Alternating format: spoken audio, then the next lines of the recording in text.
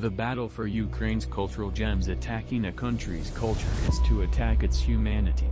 Historic monuments, works of art and archaeological sites, known as cultural property, are protected by the rules of war, stated the International Committee of the Red Cross, which is guided by principles, including the Geneva Convention in 1949, and 2017.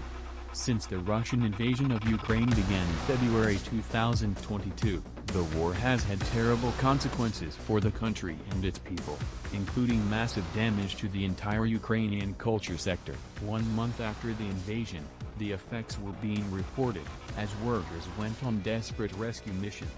In Lviv, at Andrei Sheptytsky National Museum, the country's largest art museum, staff were seen struggling to move heavy Baroque pieces, and a giant piece of religious art, the 18th-century Bohorodchiny iconostasis, to safety.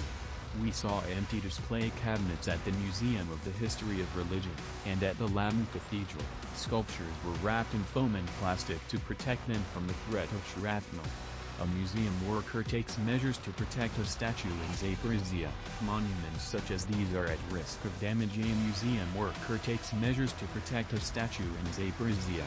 Monuments such as these are at risk of damage. Damage to Ukraine's cultural sites has been extensive, according to UNESCO, the United Nations Educational, Scientific and Cultural Organization.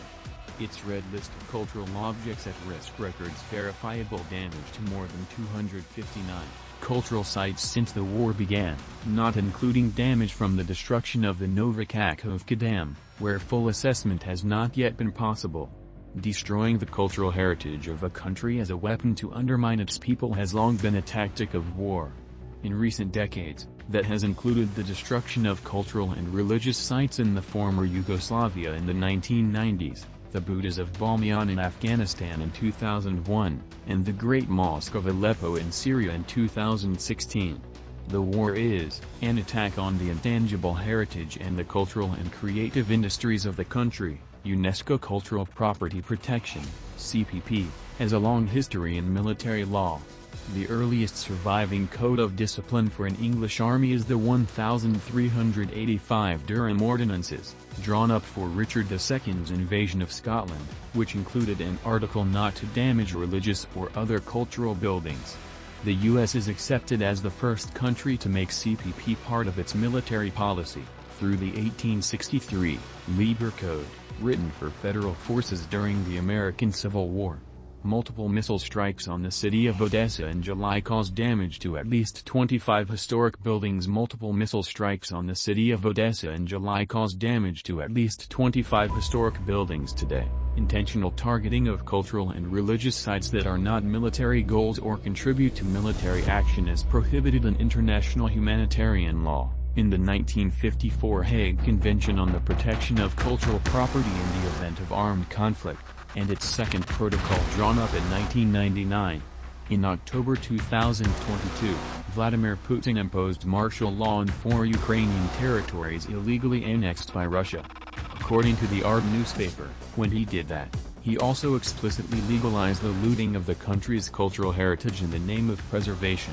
The ravages of war is not just to physical structures, says UNESCO, it's an attack on the intangible heritage and the cultural and creative industries of the country too. According to Christ Picat, UNESCO's Director of Culture and Emergency Situations, in 2022, the Ukrainian government reported that 37% of the country's creative industries had lost their jobs, and that 90% of creative businesses suffered vast losses of turnover. Cold statistics don't even begin to reflect the deep and life-changing impact of this war on individuals, like Yulia Danilevska, a young Ukrainian artist from Kherson.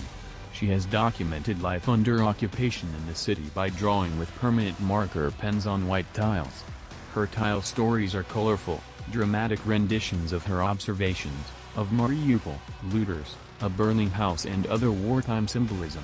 I didn't want to paint piles of corpses. So I decided to show subtle moments that could remain unnoticed compared to the other crimes of the Russian army, she posted. In one of her artworks, the occupier's hand removes a gold earring from the ear of a Ukrainian woman. As fighting in Kherson intensified, she continued to work, even through a 26-day blackout.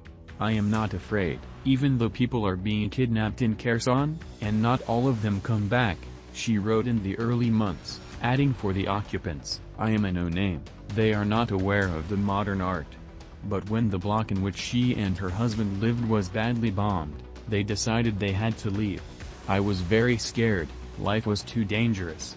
Artist Yulia Danilevska's tile stories vividly convey life under occupation in Kherson. Artist Yulia Danilevska's tile stories vividly convey life under occupation in Kherson. Now in a safer place, though far from her home, she is rebuilding her life. But since the war, her art feels more gloomy, not helped by the disappearance of a friend, the artist Vyacheslav Mashnitsky. He established the city's Museum of Contemporary Art in his own home, and has been missing since October. We don't know if it was a murder or kidnapping, or a violent attack, it's still under police investigation, she says. We are waiting every day for news, but the hope is very little. Another great artistic loss is the life's work of late artist Polina Rayko.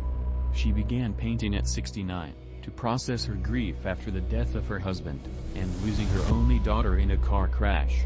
She painted every inch of her house, in Olshki, in southern Ukraine, in a fantastical, folk art style. It was considered a national treasure, drawing many visitors. But then in June came the destruction of the huge Kakhovka hydroelectric power station, in a Russian-controlled area of Kherson.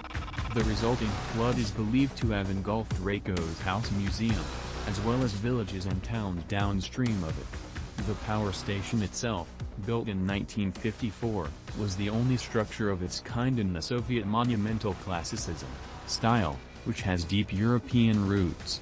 Olia Hercules, a chef from Kherson, posted on Instagram about Rayko. Her story and art gave strength and inspired me immensely. Only photographs and documentaries on YouTube remain. I cannot stop crying. She added, please remember her and her beautiful house full of unique art. Now under murky water of the catastrophic flood. The flood also submerged Scythian and Cossack burial mounds, old Cossack settlements and Tyagin Fortress, a monument of Lithuanian and Crimean Tatar architecture from the 14th and 15th centuries. But as the waters receded there was a small win, as an ancient settlement, named the Cossack Meadow, was revealed. Survive and rebuild. The fight is on to preserve Ukraine's precious culture, and support is pouring in from all quarters.